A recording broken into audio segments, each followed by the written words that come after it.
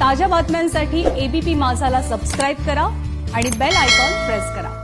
थेट जाणार आहोत केंद्रीय आरोग्य मंत्रालयाच्या पत्रकार परिषदेत। गृह मंत्रालय ने सभी राज्यों को पत्र लिखकर स्पष्ट किया है कि 15 अप्रैल को जारी किए गए दिशा निर्देशों में ऐसा कोई भी प्रावधान नहीं है। जरूरी ये है कि सभी वर्क प्लेसेस, इंडस्ट्रीज और कमर्शियल एस्टैब्लिशमेंट्स में राष्ट्रीय निर्देश, standard health protocol, social distancing आदि का पूरी तरह से अनुपालन हो। इस पत्र में यह भी स्पष्ट किया गया है कि कंटेनमेंट जोन के बाहर जिन गतिविधियों को 24 मार्च के दिशा निर्देशों में अनुमति थी, उन उद्योगों को फिर से अनुमति लेने की आवश्यकता नहीं है। इस पत्र में यह भी स्पष्ट किया गया है कि जिन औद्योगिक गतिविधियों को लॉकडाउन से पहले चलाने का लाइसेंस था, उनको फिर से लाइसेंस लेने की जरूरत नहीं है। राज्य सरकारों से यह भी अनुरोध किया गया है कि दिशा निर्देशों के बारे में सही जानकारी इंडस्ट्रीज और फील्ड यूनिट्स तक पहुंचाएं, ताकि लॉकडाउन के जो नियम हैं, उनका पालन करते हुए हम आर्थिक स्थिति को सुधार पाएं। गृह मंत्रालय ने आपदा प्रबंधन अधिनियम के अंतर्गत 6 इंटर मिनिस्ट्रियल सेंट्रल टीम्स का गठन किया था, जो अपने अपने निर्धारित स्थानों पर पहुंचकर उन्होंने काम शुरू कर दिया है। इसके अलावा कोविड-19 के संक्रमण की स्थिति को देखते हुए आज गृह मंत्रालय ने 4 और इंटर मिनिस्ट्रियल सेंट्रल टीम्स का गठन किया है, जो अहमदाबाद, सूरत, हैदराबाद और चेन्नई भेजी जा रही हैं। ये टीमें भी भारत सरकार के एडिशनल सेक्रेटरी लेवल अधिकारियों द्वारा लीड की जा रही हैं। इनमें पब्लिक हेल्थ के स्पेशलिस्ट और डिजास्टर मैनेजमेंट के स्पेशलिस्ट हैं। जो टीमें पहले से जा चुकी हैं, उनमें से 2 का फीडबैक आज मैं आपके साथ शेयर करूंगी। इंदौर की टीम ने रिपोर्ट किया है कि इंदौर में 171 कंटेनमेंट जोन हैं, जिनमें से 20 जोन बहुत क्रिटिकल हैं। टीम ने मऊ के हॉटस्पॉट कंटेनमेंट जोन का दौरा किया। कॉन्टैक्ट ट्रेसिंग और एक्टिव केस स्क्रीनिंग में जो सर्वे टीम्स कार्यरत हैं, उनके साथ विस्तृत चर्चा की। टीम ने पाया कि किट्स, पीपीईज, मास्क और अन्य सेफ्टी इक्विपमेंट पर्याप्त मात्रा में उपलब्ध हैं। हेल्थ इंफ्रास्ट्रक्चर और हेल्थ प्रोफेशनल्स की सुरक्षा भी सुनिश्चित की जा रही है। लॉकडाउन का भी अनुपालन ठीक ठाक है। इसके अलावा टीम ने दिव्यांगजनों के लिए स्थापित centre, quarantine centres, health centre, dedicated Covid hospital, PDS की दुकान, माइग्रेंट कैंप्स इत्यादि का भी दौरा किया। आईएमसीटी ने सभी स्टेक होल्डर्स के साथ चर्चा की, जैसे कि जनप्रतिनिधि, एनजीओज, मेडिकल कॉलेज के अधिकारी, किसान, ट्रेडर्स इत्यादि। टीम ने एक और वहां पहल देखी। मंडी को डीकंजेस्ट करने के लिए सरकार ने सौदा पत्र की सुविधा दी है, जिसके द्वारा मिनिमम सपोर्ट प्राइस पर किसान बिना मंडी जाए गेहूं व्यापारियों को बेच सकता है। आईएमसीटी ने मेदकवास गांव में सौदा पत्र डायरेक्ट एग्री मार्केटिंग का उपयोग कर चुके किसान और ट्रेडर के साथ इसकी उपयोगिता के बारे में भी जानकारी ली। आईएमसीटी निरंतर प्रशासन के साथ चर्चा कर रही है कि किस प्रकार कॉन्टैक्ट ट्रेसिंग और एक्टिव केस स्क्रीनिंग की मॉनिटरिंग को और भी पुख्ता की जाए, टेस्टिंग और सैंपलिंग फैसिलिटीज को बढ़ाया जाए, सौदा पत्र के बारे में किसानों को जागरूक किया जाए और स्लम्स एवं बस्तियों में पौष्टिक राशन की सप्लाई बढ़ाई जाए। टीम ने माननीय मुख्यमंत्री जी और वरिष्ठ अधिकारियों के साथ भी विचार विमर्श किया। अब मैं आपको मुंबई की आईएमसीटी टीम के बारे में थोड़ी सी जानकारी दूंगी।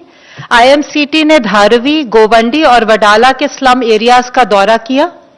धारवी के कंटेनमेंट जोन में उन्होंने पाया कि चूंकि लोग कम्युनिटी टॉयलेट्स इस्तेमाल करते हैं, इसलिए प्रतिबंध के बावजूद उन्हें घर के बाहर निकलना पड़ता है।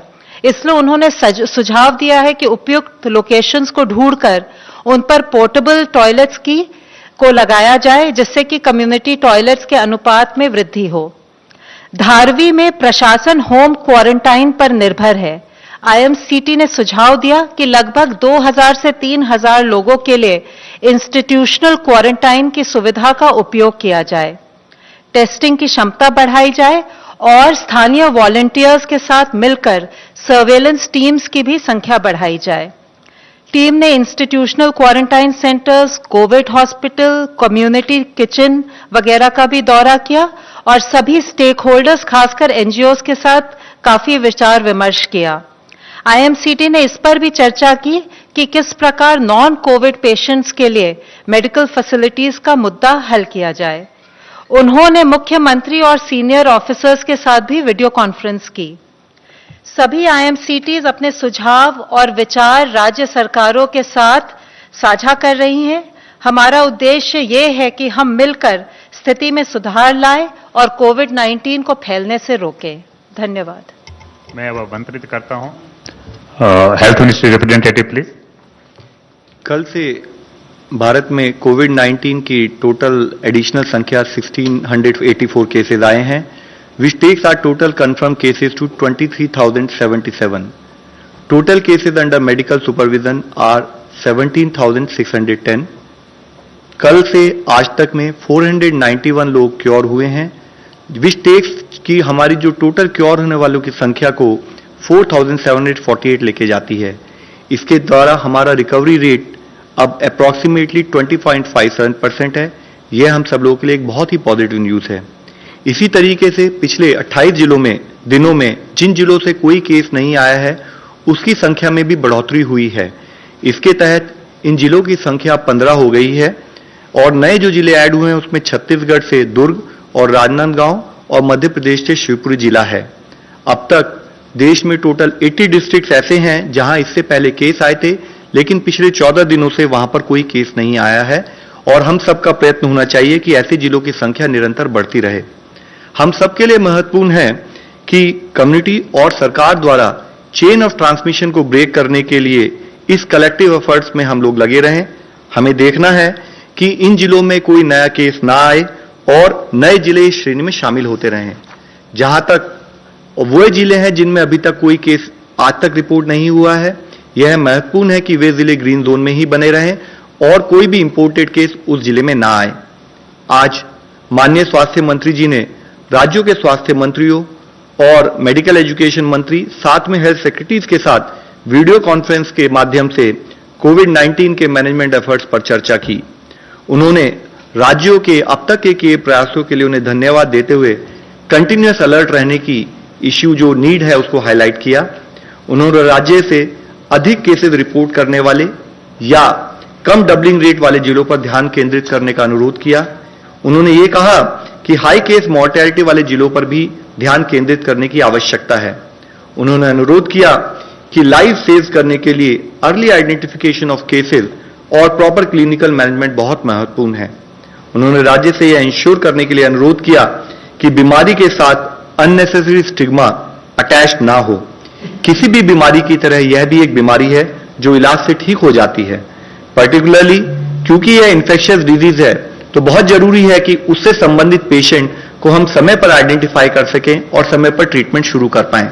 इसके लिए कम्युनिटी में हेल्थ सीकिंग बिहेवियर को बढ़ाने की, एनकरेज करने की बहुत जरूरत है।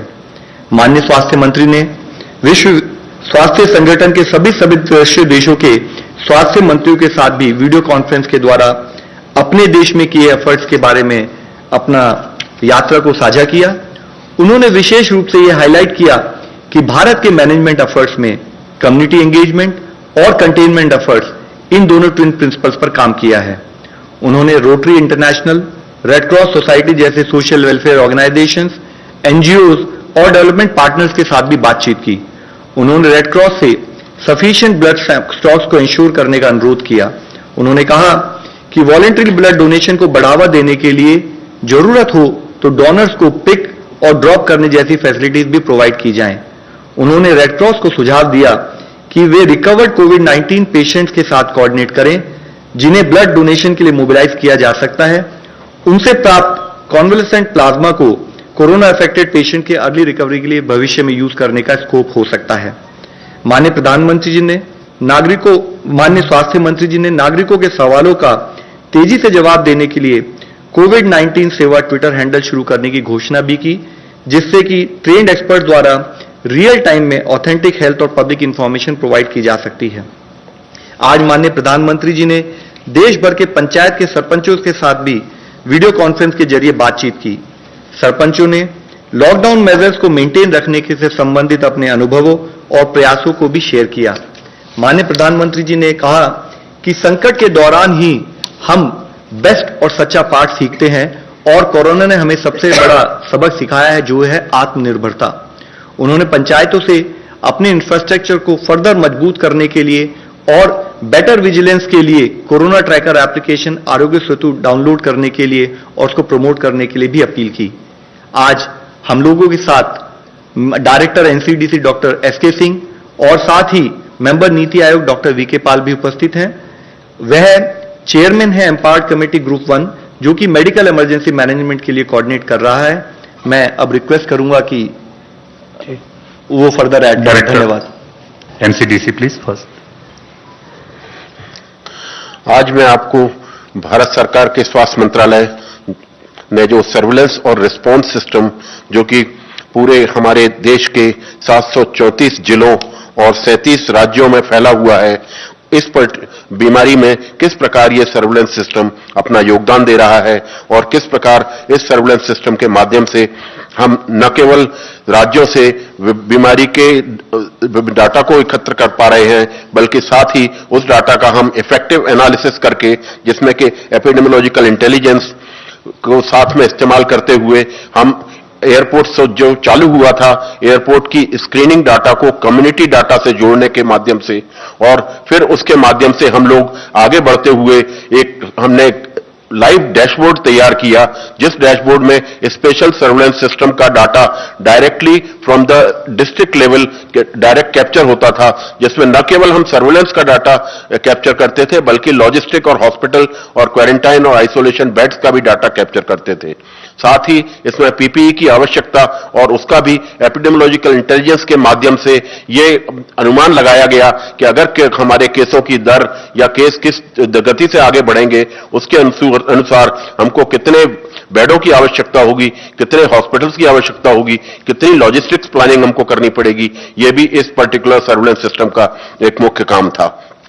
साथ ही मैं ये बताना चाहूंगा कि इस पर्टिकुलर सर्विलेंस सिस्टम का एक मुख्य काम होता है विभिन्न मंत्रालयों में एक कोऑर्डिनेशन नेटवर्क स्थापित करना, क्योंकि जैसा कि हम सब लोगों को जो मालूम है कि ये बीमारी, जिसमें कि न केवल एक उचित हमारे पास इफेक्टिव वैक्सीन भी मौजूद नहीं है, बल्कि एक इफेक्टिव इलाज भी मौजूद नहीं है।